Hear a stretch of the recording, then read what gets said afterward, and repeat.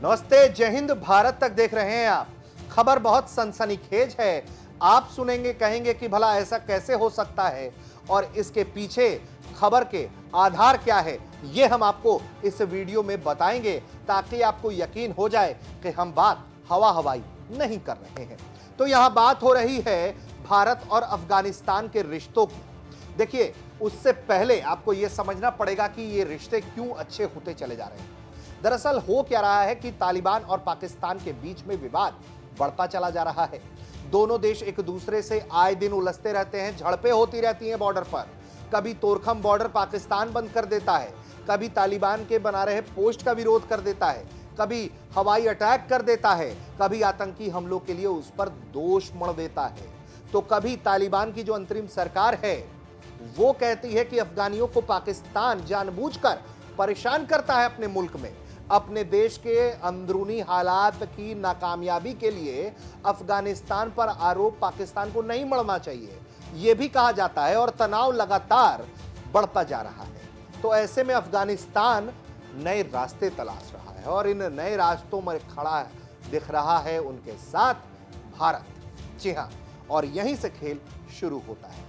Karachi port पर भी अफगानिस्तान की बहुत निर्भरता है और दूसरी तरफ है भारत ईरान का चाबहार पोर्ट। तालिबान हाल के दिनों में जब भारत के विदेश सचिव से मिला, उनके विदेश मंत्री आमिर खान मुत्ताकी की मुलाकात हुई हमारे विदेश सचिव विक्रम मिश्री से, तो उनसे चाबहार पोर्ट से कारोबार करने को लेकर बात हुई। तालिबान ने इसमें दिलचस्पी दिखाई कि हम इसके जरिए सेंट्रल एशिया में आगे बढ़ना चाहते हैं और कराची पोर्ट से पाकिस्तान पर वो जितनी अपनी निर्भरता कम कर सके, अफगानिस्तान उस दिशा में काम करता है। लेकिन अफगानिस्तान की सुरक्षा एक बड़ा मसला है तालिबानियों के लिए, क्योंकि तालिबान अक्सर इस बात को एहसास करता है कि उनके देश में कोई भी देश घुसकर बम गिरा के चला जाता है। कभी तनाव ईरान से होता है, ईरान घुसता है, एयर स्ट्राइक कर देता है, कभी पाकिस्तान एयर स्ट्राइक कर देता है, कभी ड्रोन भेज देता है और इसकी चिंताएं लगातार रेखांकित की जाती रही हैं। हवाई सीमा यानी कि एयर डिफेंस मजबूत करने की दिशा में तालिबान सोचने लगा है। तालिबान के जो रक्षा मंत्री हैं अंतरिम सरकार में,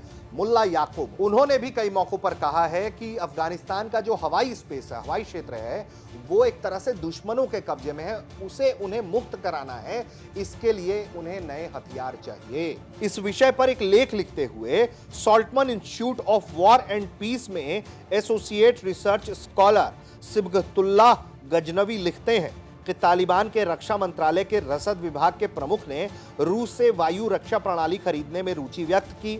हालांकि तालिबान की वित्तीय और तकनीकी बाधाओं को देखते हुए रूसी प्रणालियों को प्राप्त करना और उसका संचालन करना लगभग असंभव दिखता है।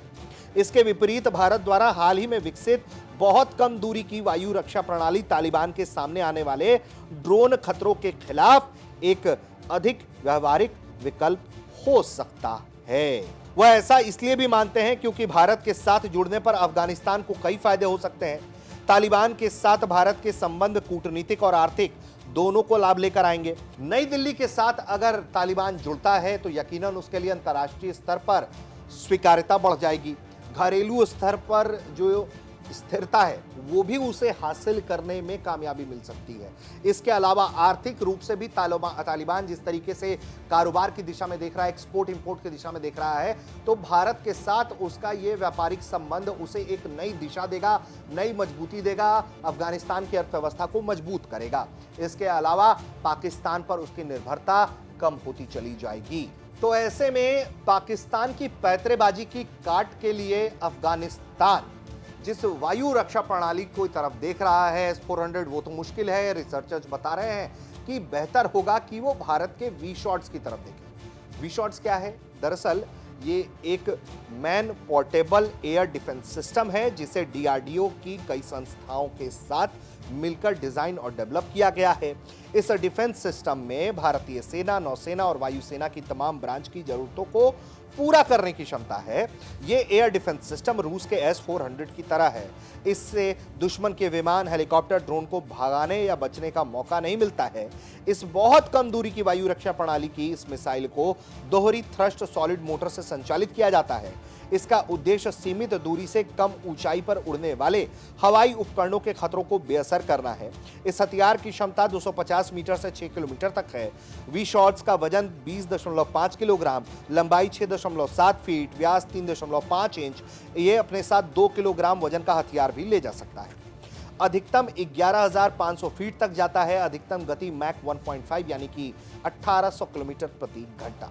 यकीनन भारत का यह हथियार भारत के लिए बहुत सटीक और फायदेमंद है और भारत की वायु रक्षा प्रणाली को मजबूत भी करता है। लेकिन सवाल इससे आगे का कि क्या इसको भारत रूस की तरह बनाए गए ब्रह्मोस मिसाइल की तरह सफलता मिल सकती है? मसला यह है कि अभी तो ये रिसर्च स्कॉलर्स सुझाव दे रहे हैं कि आपका ये बजट फ्रेंडली हो सकता है वी शॉट्स, अगर इस दिशा में आप देखिए, और आपको तमाम परेशानियों से भी बचने का फायदा मिल सकता है और भारत के हथियार बेचने को लेकर किसी तरीके का कोई प्रतिबंध भी नहीं है, तो इसका भी दबाव जो है वो तालिबान को नहीं झेलना पड़ेगा।